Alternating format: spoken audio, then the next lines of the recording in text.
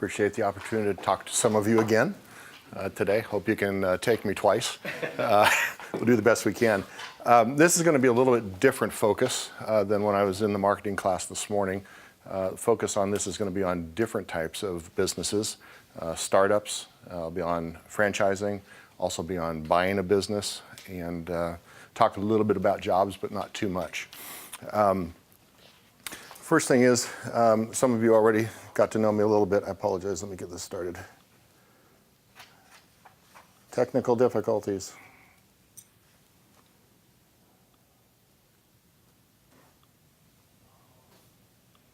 There we go. Okay, a little bit about my background. 42 years experience as a business entrepreneur and a business owner.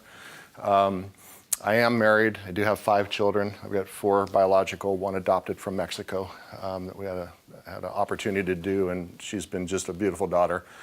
My wife, I always tease because she renews my contract every year so that we can stay married. So I'm on contract number 43 this year. I started with Allergan Pharmaceuticals as their West Coast regional manager. I did that for a couple of years until the company was sold to another company, and I found myself out of work. And that's what originally gave me the thought process of I would like to do something where I have my own control over my own destiny.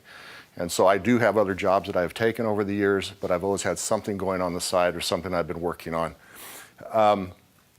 I've started 3 businesses from scratch. First one was a fast serve restaurant in California. My wife opened. We were 22 years old. I don't think we really knew what we were doing, but again, I have to have something going. So we opened that up. It was a hot dog restaurant, all sorts of specialty hot dogs. We even had a Burning Love hot dog, which I wish I had patented the name or copywritten it, because I know Red Robin now has a Burning Love hamburger. So anyway, it was a good experience, I'll put it that way. We opened up, we were very busy, we were making a lot of money the first 3 or 4 months, and then everything kind of dropped off a cliff. It was during Christmas we opened and the rush was there, so we thought that was just the way it was going to be.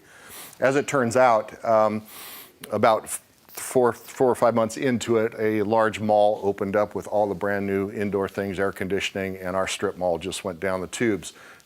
We ended up closing it, and we lost a bunch of money. But it was one of those experiences that you go through, you learn, you pick yourself back up, and you go do something else again. So that's what we did. I had a landscape company that I owned also. We did some of the Oakland Raider homes down in California and did very well with that. When we moved up to Sacramento, I also had that company. And we also did lease options when we were up here, my wife and I. Lease options being for people who can't afford to buy a home. You buy the home for them, which is what we did. And then we would go ahead and have them put $5,000 down on the home. That $5,000 entitled them to buy it 2 years from then from us for a certain price. And it gave them 2 years to get their credit lined up and their finances in order so they could do so. Some people did that. Some people used that option. They ended up with a home. Some people did not. We ended up with quite a few homes. And at that point, you could buy a home for just your credit score, quite frankly. Money was very, very available. So we went ahead and we sold those homes about 1.5 years before the crash, which was good timing. I took that money and I basically invested it in another company that was already up and running, an 80-year-old company down here in Tacoma. It was a Christmas tree company. We sold Christmas trees worldwide. That particular company I worked at for 20 years as their VP of sales, and then the owners came to me one day and said, "Would you like to buy the company?" And I said, "Yeah, I would like to do that." So we did. We bought that company and we were able to buy it. It was doing about $7 million at the time.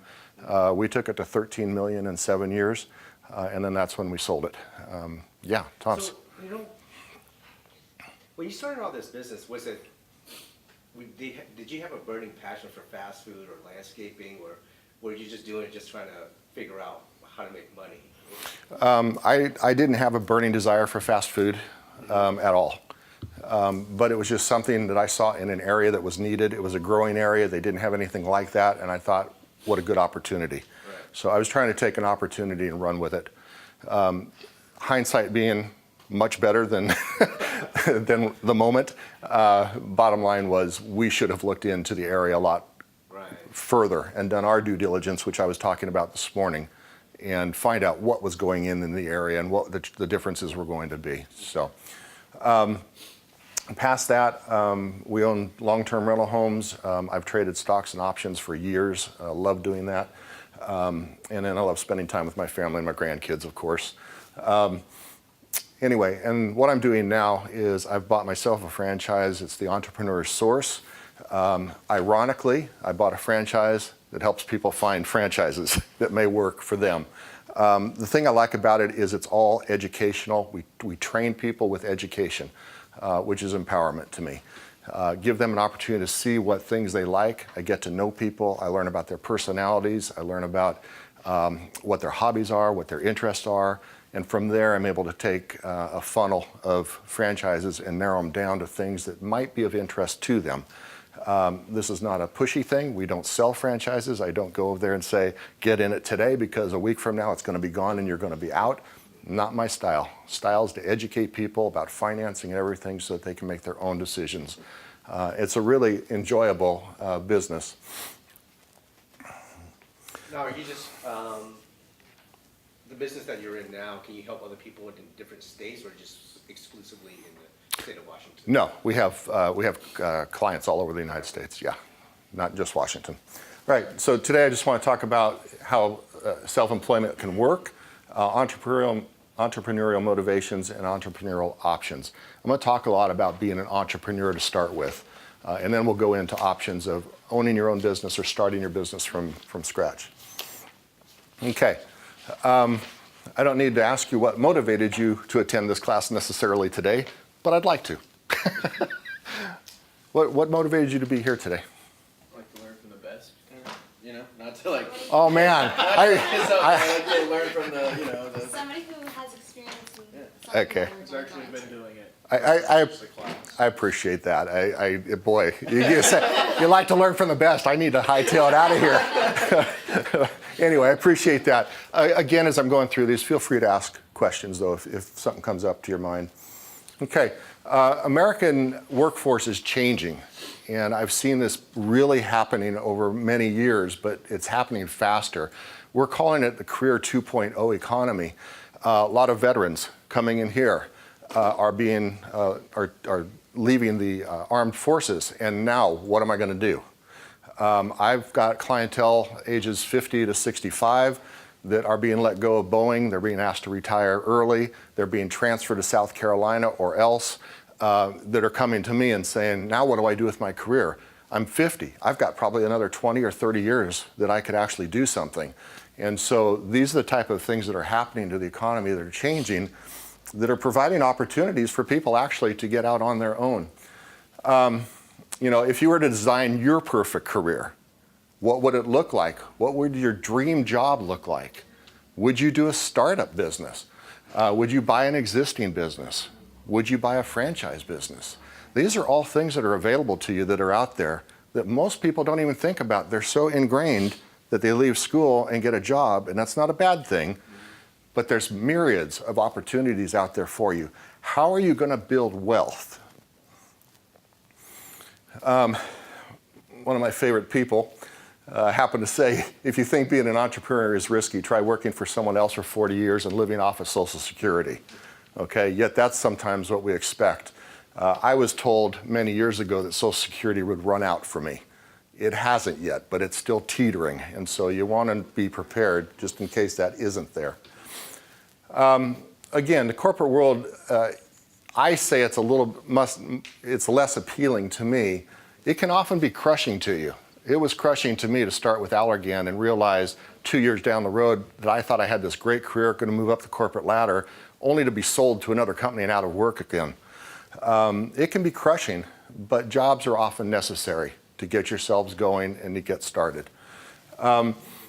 Those are some statistics we've gotten from Small Business Association about what people feel about having a job out in the field. 65% feel they don't feel motivated. to achieve their company goals. 40% trust their company, don't trust their company.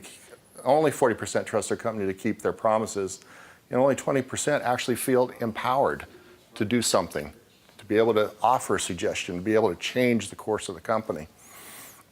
Hey, Ralph, I mean, as an entrepreneur, I guess personal question, did you always knew that you were an entrepreneur, or did something happen in corporate America that basically told you that I'm done?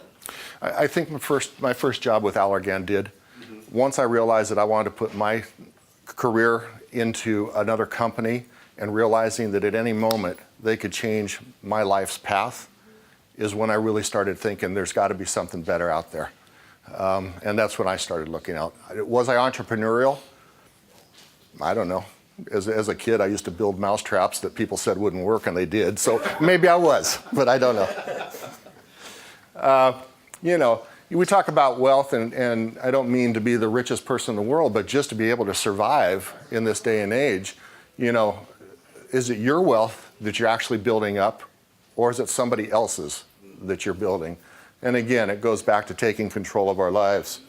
Time magazine did an interesting thing a few years ago. This is actually from 2009. How true is it 8 years later? Time magazine says the briefcase will probably be gone.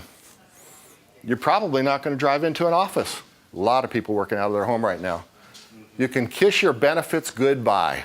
This is one of the things that I've got people coming to me for because they're losing their benefits. Right now, they're being cut off.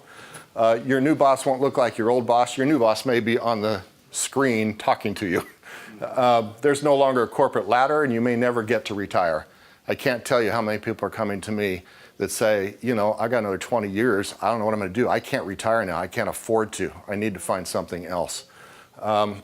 Anyway, there's a world of opportunity out there if you figure out a new path. Are you ready? By choice, and then the other part of it I love, or not, more than 40% of the American workforce will be self-sufficient in 2020. In other words, doing something for themselves. Okay? When I work with people, these are the things that I keep in mind for them. Okay? What are their goals, as the way income goes? What do they need for income over the next few years and beyond? What type of lifestyle do they want to have? Okay, because everybody's got a different way. Some people love working 24/7. Other people want 9 to 5. And it just depends. What kind of wealth do you want to get to, and what kind of equity do you want to have? And equity is a cool word, because where do you hear equity from? Where have you heard equity before? Real estate. Real estate. Okay, you buy a home, it grows in value, hopefully you gain equity and sell it. Same thing with a business. You own your own business, you're working for equity, something 5, 10 years or longer down the road that you can sell for a lot more than you bought it for. And while you're going along that path, you're paying yourself a salary, you're paying yourself for your company car, you're paying your medical, whatever you need to do as your company grows. I love that. Those who never plan never achieve their goals. Why seek business ownership? Small business in America right now, 50% of the adult population, we figure about 120 million people, work in small businesses. 65% of the net new jobs created were people that were created by small businesses. 52% of all small businesses are now home-based, which is really fascinating to me. Home-based businesses are growing. Why business ownership? What are you looking for personally? Are you looking to have that new fancy car and that's your only motivation? Are you looking to actually have a spouse or a significant other and buy a home? Are you looking for just the opportunity to open a business and cut that ribbon for the first time? That's really cool. Do you want to support your kids in education, your kids that you have, or yourself in an education? Do you want to do something that's just a passion that you have and you want to take it to the community? Lots of opportunities. An entrepreneur defined as one who assumes the risk and responsibility for starting and managing a business. I'll have another definition of an entrepreneur a little bit later. But you do assume a certain amount of risk. Are you scared? If you're not scared about opening a business, you're probably not normal. we'll talk about a little bit about dragons, fear dragons, I call them, later on in this. But arm yourself with information. And that's where my business comes in. We give people information. Arm yourself with education. Learn everything you possibly can about the business you want to open, whether it is one that you're buying, whether it's one you're starting from scratch, or whether it's one that you are buying as a franchise. Put some time into it, put some thought into it, and most of all, put some planning into it. When I was talking in the marketing class this morning, I said the one thing you can never do enough of is due diligence. Learning about the product you have. Are there other products like it out there? Learning about the community and what's in that community. Learning about the locations. All sorts of things that you can do. Be fearless. I love this Entrepreneurs magazine. Be fearless, because that's what you need to be an entrepreneur. I love that last statement, though. Yeah, be fearless, but God kicks some ass. Okay? You do kind of have, yes, they do. And you do have to kind of have that attitude. But entrepreneurial values are courage, resourcefulness. You will run across speed bumps. You'll run across challenges. You need to be resourceful. Tenacity. You've got to have that desire to continue to keep going forward no matter what gets thrown at you. Passion. I hope you have a passion about what you're doing. Vision. I could have put one other one in there, culture. But vision is an important one too. You've got to be able to see where you're going. And I say culture because you've got to be able to bring people along with you. And that's the culture of your company. I always hesitate to put this up here, but for anybody that's religious at all, we've often been told that one of the best places we could ever go is heaven. All I got to say is that you have to die before you go to heaven. A business is very similar. The actual reward is wonderful, but you're going to have many times where you're going to feel some pain in growing that business, and that's okay. Do you have what it takes? Do you have self-motivation? Do you have, and abundance versus scarcity basically means, can you live on a budget that's a little bit scarce to start with? Can you sacrifice some of those things that you might do? Can you get rid of your Netflix subscription for a few months while you build your business? Can you avoid going to the hair salon to get your nails done or something? Or can you avoid Starbucks at $5 a day? You know, what can you avoid necessarily to be able to throw into your business to help make it successful? Organized people, they work with intent. There's an intent behind what they do. Know what you don't know. That's kind of an important statement, because I know in running in my businesses, I never went into them thinking I knew everything, because I know I didn't. And there were people that I put around me that knew a lot more than I did that I could draw from. And you can never have enough of those. Personal professional growth, willing to put business before yourself for a while. Risk and reward relationship, you've got to be able to understand what risk you're putting in, what reward you're going to get out of it. And self-discipline is a really important one, especially if you have a home-based business. Home-based business sounds fun, sounds great.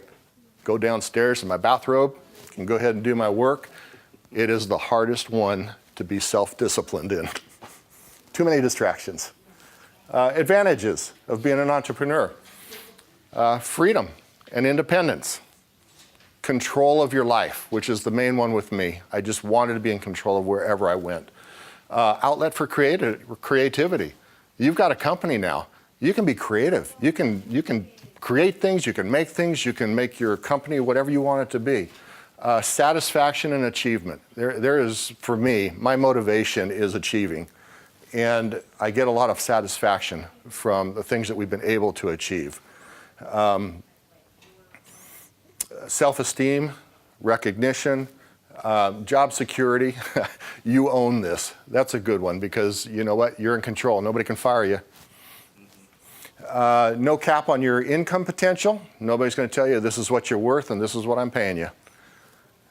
Growth of your initial investment. We talked about being able to sell it with equity down the road if you want to, and same thing on the bottom one. Now, if I talked about advantages, there's got to be some disadvantages of being an entrepreneur also.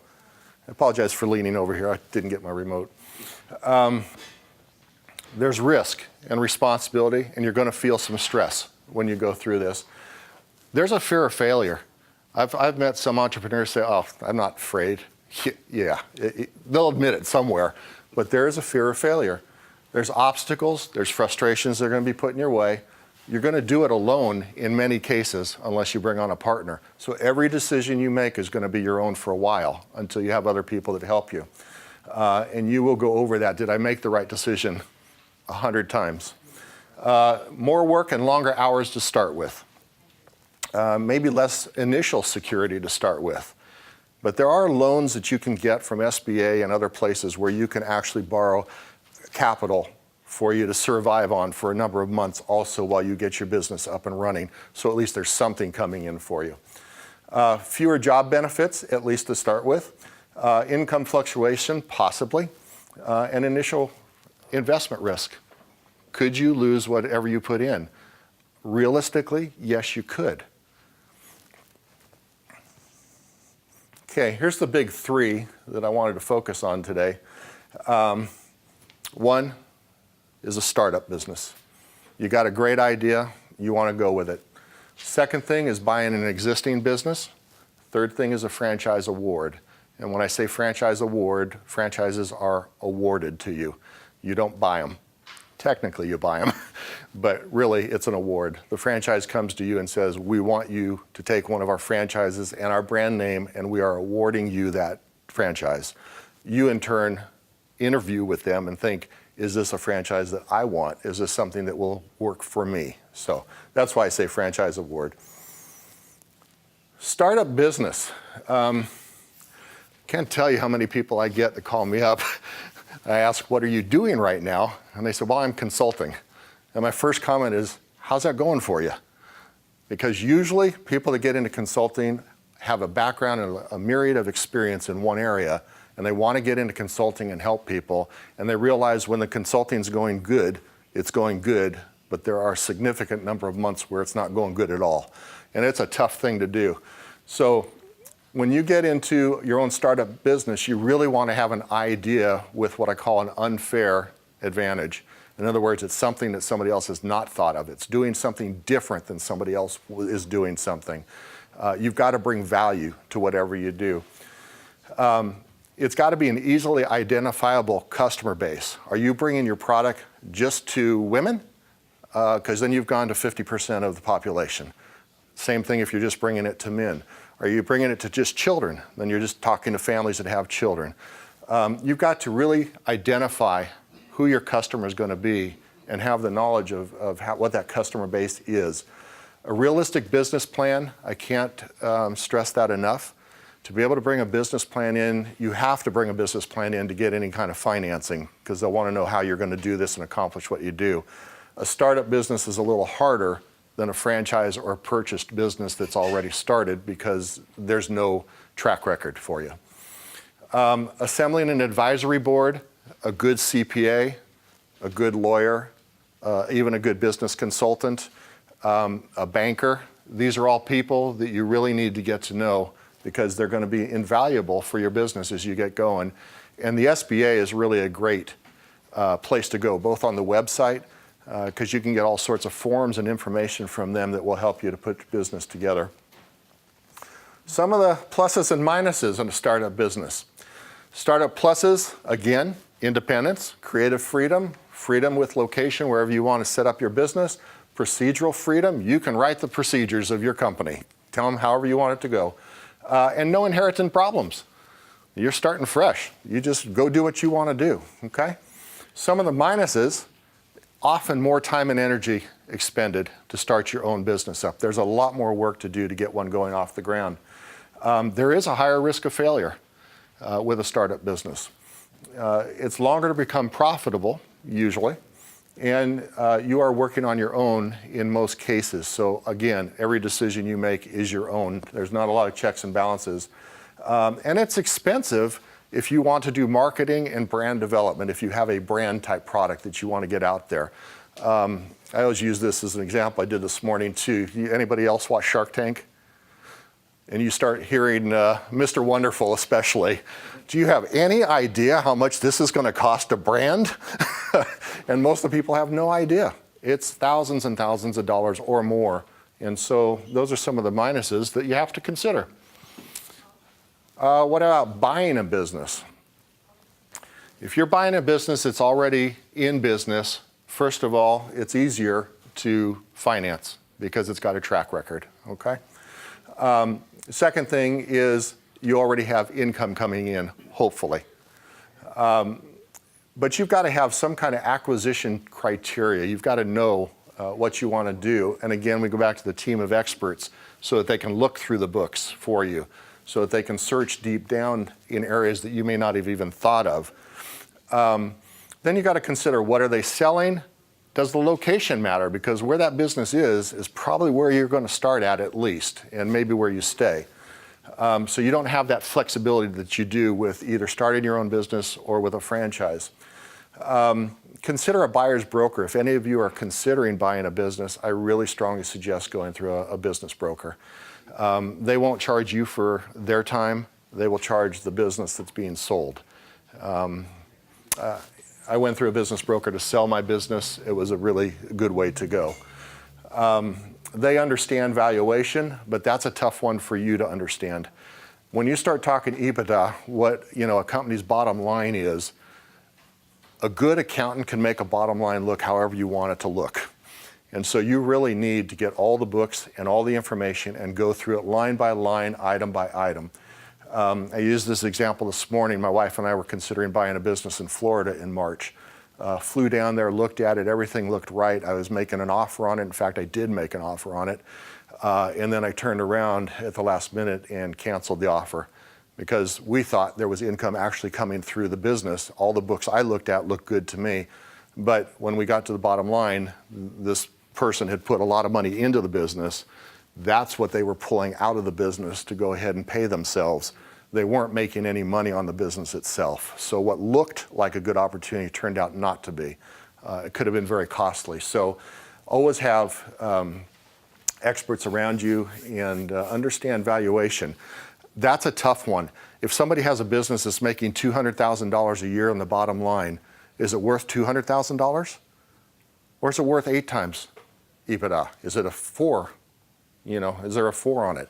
Or is it an internet company or something else that'll get a 10 or 15 times? So those are types of things that you use experts to help you with the valuation.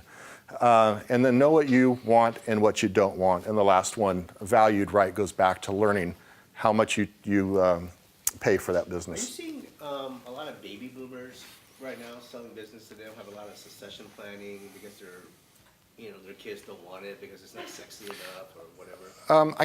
Well, that happened with me. That's how I bought my business. There were people that their family had gone on. They were lawyers, they were teachers. They didn't want Christmas tree business. Mm-hmm. I don't know why, but they didn't. Can I say there's an overall trend that I'm seeing? No, but that does happen. Mm-hmm. It really does happen a lot.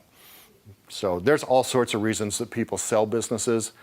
I always get concerned when somebody says they're selling their business because they wanted to look at other options. Now, it may be true. Maybe they bought it to a point where they're tired of it, they want to sell it, move on to something else and create something else. There's people like that. I prefer, and this sounds bad, but I prefer the ones where somebody has an illness or some personal reason that they're needing to get out of the business, because you have a better chance that, yeah, that's the real story. And as sad as it is, it's an opportunity for somebody else too. Now, what's the limit as far as the longevity of a business? If a business has been in business for 10 years, it's a little bit more appealing than the business has been in business for 2 years. Any business that you can purchase that has a longer track record of business, the better. Mm-hmm. Often, with that said, that business may cost you a lot more too. So, again, it's that risk reward. The company I purchased had been in business 80 years. That's a pretty good track record. So you said you have to go to the business brokers to find these deals that are for sale, or do you just have to look? You can do it a lot of different ways. You can go on the internet and look. You can go to business brokers and ask. I just think business brokers are like a real estate agent for you. They've got a lot of listings. They know what's going on in the area, and they know what things sell for. They're just a good person to rely on. Existing business pluses and minuses. Existing business require less time and energy. They've already been created. They're independent already. The creative freedom has already been taken care of. You can add to that. Location is determined, and easier financing. If it's a successful business, you'll have an easier time getting a loan. Downside, usually it's a much higher initial cost to get into a business that's already going. We talked about valuation being a little bit tricky. How do you determine what that costs? And complicated due to due diligence, like my example with Florida. It can be due diligence can be tough. It's tied to an existing location, probably not going to move it somewhere else. And you inherit all the existing problems with the company. So if you buy a company, please make sure that it's free and clear of liens and it has no court actions against it. Those are big. But you inherit the issues. If there's employees, you've got disgruntled employees, and you've got to go in and fix that too. So there's a lot of things with buying a business that are difficult, but workable. Financing, we'll spend a few minutes on that. Is now the time to be financing? Definition of financing comes from the French word, which means to free oneself from servitude. I like that. As far as franchising goes, there's about 769,000 franchises in the United States. When you think of a franchise, what do you think of? Like a chain restaurant. Chain restaurant, McDonald's, Burger King, whoever, yeah. That's what generally people think of. I was talking in class this morning, and I was saying that there's approximately 19-20% of all franchises in the United States are fast food. Those restaurants, though, the big ones that you see, account for about 40% of the income. So they have a huge part of the market, but that leaves a lot of franchises that are untouched. There's approximately 5,000 franchises that are out there in 140 different industries. So there's a lot of franchises that are out there. It's about a $426 billion industry this year, according to the SBA. It's big. A franchise is a distribution methodology. I always get hung up on that word. But basically what it means is it's something that has already been proven. They've done the concept. They've learned what products work well with them. They've taken the time and set up something that when you buy it, you're ready to go. It's already shown how it can work for you. It's a systematic, specific, proven way of operating. Has a high rate of success versus startup businesses. But everybody always asks me, do they ever fail? Yes, they can fail. I don't care if you buy a franchise, you start a business on your own, or you buy a business. It is all determined by how much work you're going to put into it and how you follow the book. So can they fail? Yes. The nice part about a franchise, if it's starting to fail and you want to get out of it, is you've got the franchise company that will take that franchise and actually help you sell it. They will go through the whole process with you. So you do have something to fall back on with them. The barriers to entry can be fewer. It's all ready to go for you. The specific business experience is not needed. I have people in franchises that didn't have any experience in the franchise they're in, but they found something about it that they really liked. I always tell people it's very much like real estate. You can go buy a home and you'll tell your real estate agent, I don't even want to look at it, it's ugly, okay? But if you had taken a chance to go on the inside and actually see the beautiful cabinets and carpets and tile, and it's just a gorgeous home, it just needed paint on the outside, you'd think a whole different thing. So I always tell all my clients, take one step in and take a look at it and talk to the franchise and see what it's all about, because it may be something that doesn't appeal to your eyes, but when you see what you can do with it, all of a sudden you're all in. And that's what I find with a number of my clients. Again, you're working for yourself, but not by yourself. It's your business. It's yours to run. It's yours to succeed in. It's yours to possibly fail in. But you're not by yourself. You've got training constantly. You've got the franchisor that's going to come out, the regional directors, and they're going to work with you. They're going to look through the books. They're going to help you find areas where you can improve. So you have a constant support and supply of help. Some of the growing trends are products for seniors, early childhood education, green products. We've got a franchise where people actually drive around in a truck and they pick up all the fried grease at restaurants and actually go and recycle it. And that has become a really, really popular franchise. Service for dual incomers and business services. Home-based businesses are up 36%. Again, senior child care up 28%. Services 18%. Environmental services up. Janitorial services. These are all the things that are really starting to grow as people, one, get older in the community, and two, where you've got both partners in the relationship working and things need to be taken care of at home. Maid service is another thing that's growing really well. Franchise awards are given, sorry. Oh, I know what I wanted to do on this one. Franchise awards are given, and some of the characteristics of them is, again, they already have a method of distribution we've talked about. They have an established product. They've got a business that is already a system that's working. They've already figured out what all the government regulations are, so you don't have to worry about that, and that's a big one. I know you're starting to go through that right now with your business, trying to make sure you've got it covered. There are a myriad of models available. Again, I said there's over thousands of them, and many of them in very, very diverse industries that you wouldn't even think were franchises.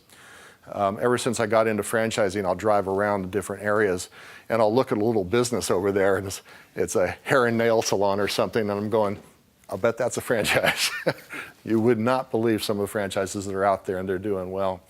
Pluses and minuses for franchises. One, we talked about this, you're for yourself, but you're not by yourself.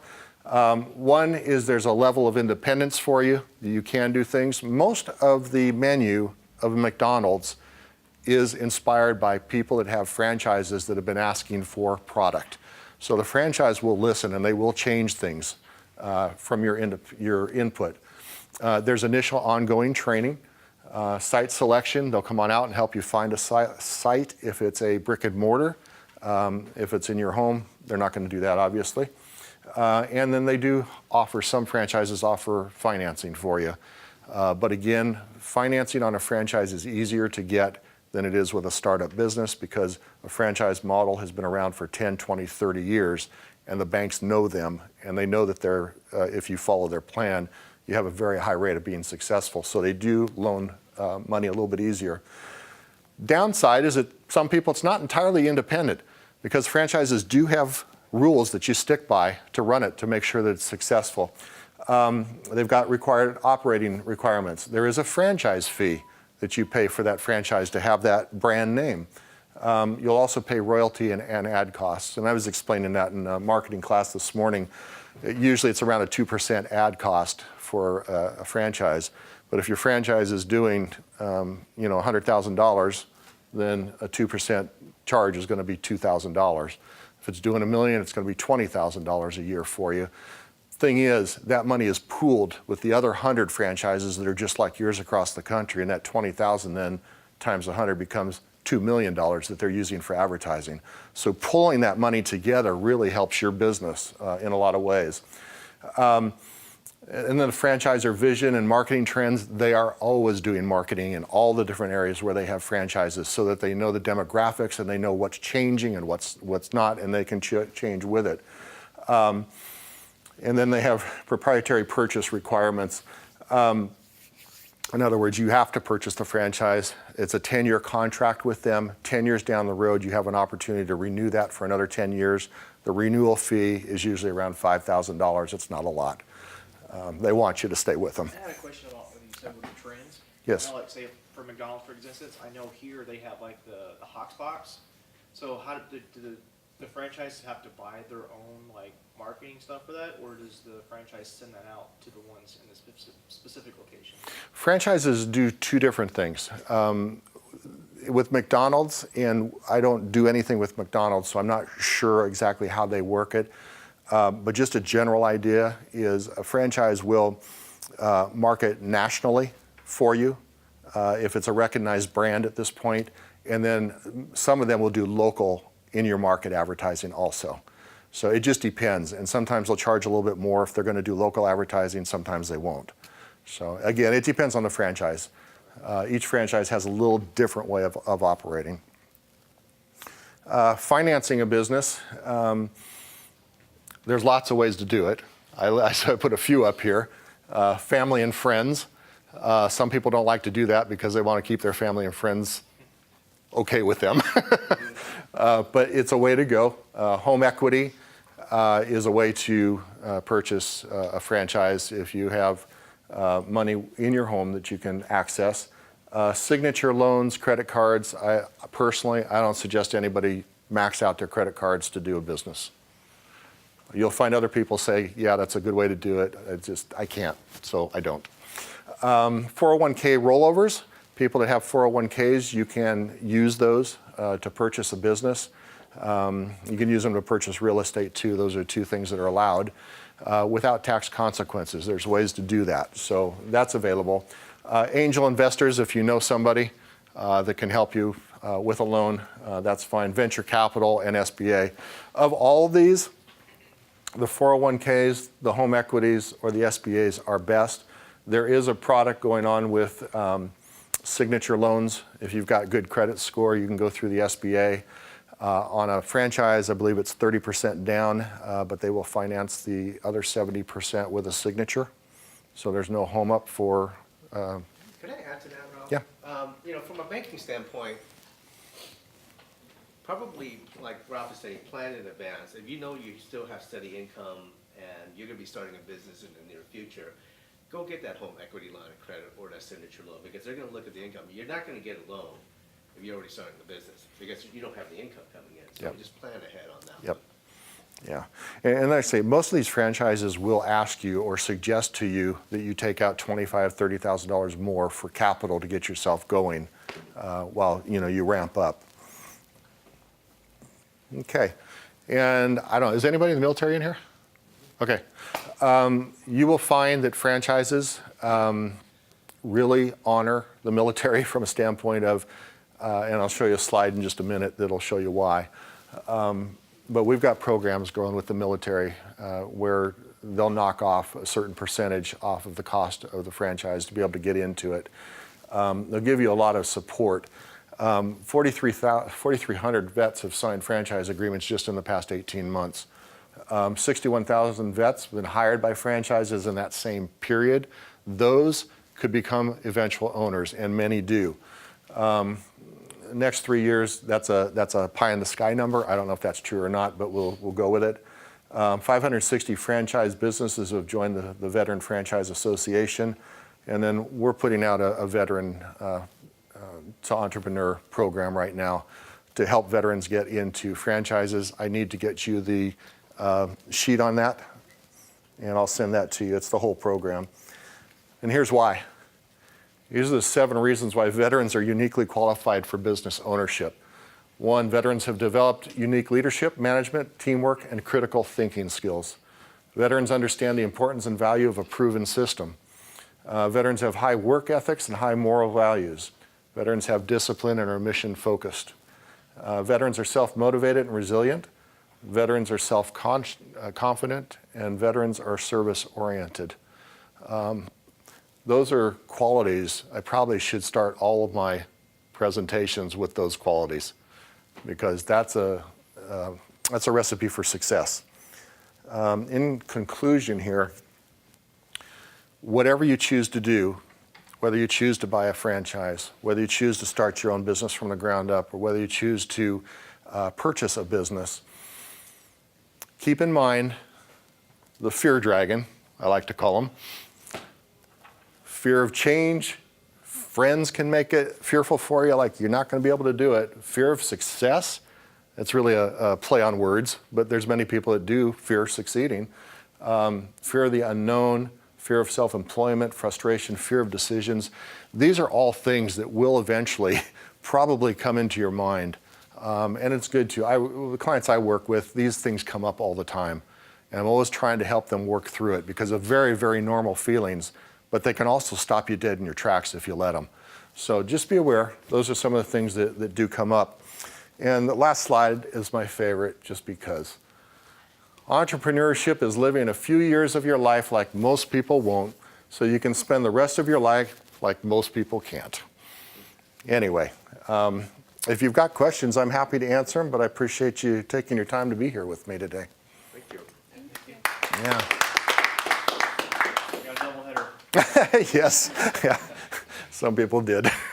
Well, you know, Ralph, I mean, I can't tell, I appreciate you coming here, but, your experience of being an entrepreneur and stuff, but, a lot of people, I think, what are you seeing when you're working with them? I mean, are they gonna pull the trigger or not gonna? Are they gonna go back to the lifestyle that they're gonna work 8 hours a day for somebody or 10 hours a day? Yeah. What's gonna bring them over? What have you seen? Out of every 100 people I work with, there's about 5 that end up going on and possibly purchasing a franchise or doing a business. So 95% don't. And as I'm working with them, I can tell fairly quickly, just by the questions and some of the things they ask, if they're going to go much further or if they want to.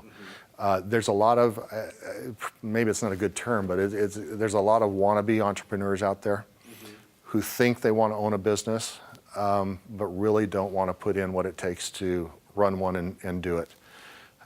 So on a law of percentages, it's a very small percentage that actually grab onto it. But I'll tell you, when I'm talking to somebody and all of a sudden you see that passion just ripping and that's what they want and they're going to get there any way they possibly can, it's really a fantastic thing to see.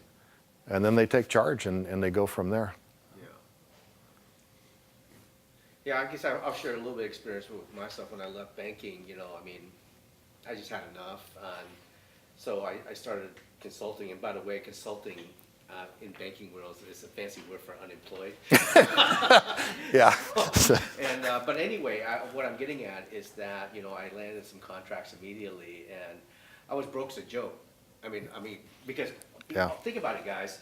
You're getting used to getting paid once a week or twice a month or whatever, but you're not getting that paycheck. So when you bill, you're not getting paid until another 30, 40 days. Now, how can you live off of that?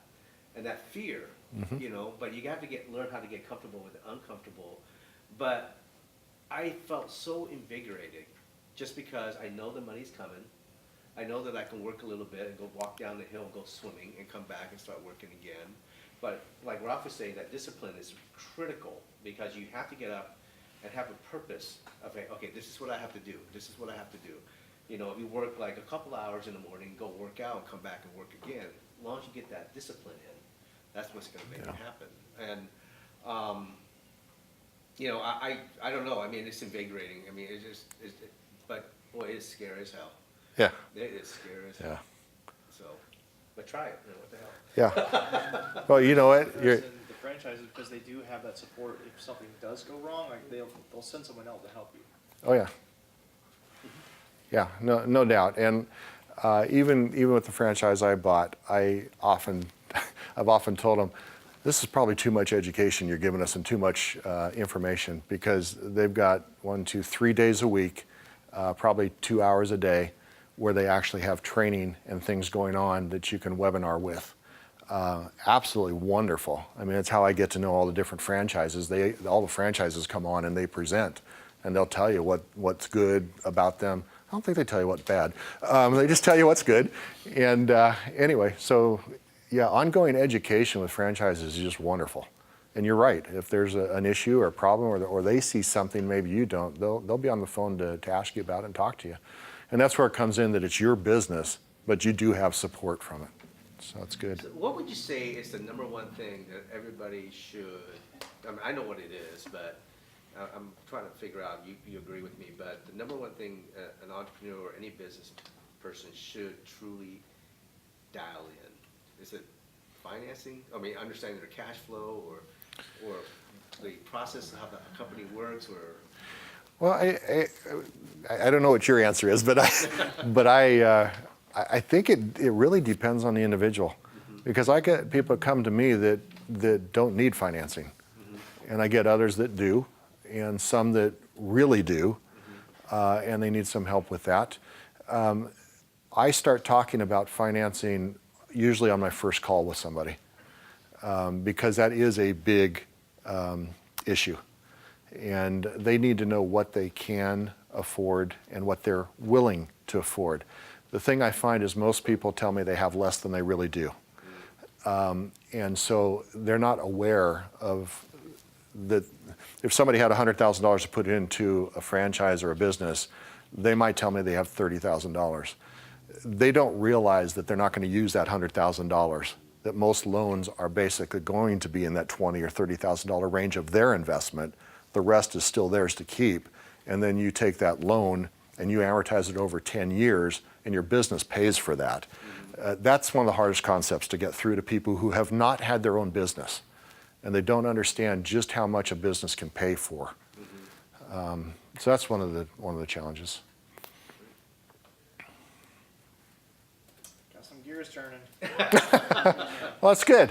Yeah. Because like when I moved to Washington, like I used to work for Sonic when I was in high school for 4 years, and then I moved out. I was like, man, that'd be nice for Sonic. People were always I-5, people were always driving, come in and go, and then sure enough, someone built one, and I'm like, man, someone beat me to it. So, Yeah. But I was looking into like was it $0.2 million, something like that. Yeah. To open it up, I'm just like, ooh. Yeah. So. Yeah, and I don't work with McDonald's or Sonics or a lot of the larger franchises I don't work with. And the main reason is they don't need me. They just go out and sell to people, and people want to own one of those franchises. They call, they get information. My whole business is based on franchises that run from around $25,000, $30,000 up to about $150,000, maybe $200,000.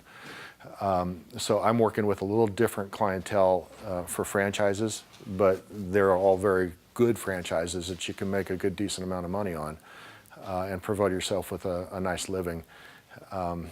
But that's where I find the sweet spot being, quite frankly, because most people can't go out and afford a Sonic or others, or the ongoing costs of running them. And so you said, like, and I know once you have the initial startups and everything, and you're running it for 5 or 10 years, like, hey, you want to move up to a different class of, franchise.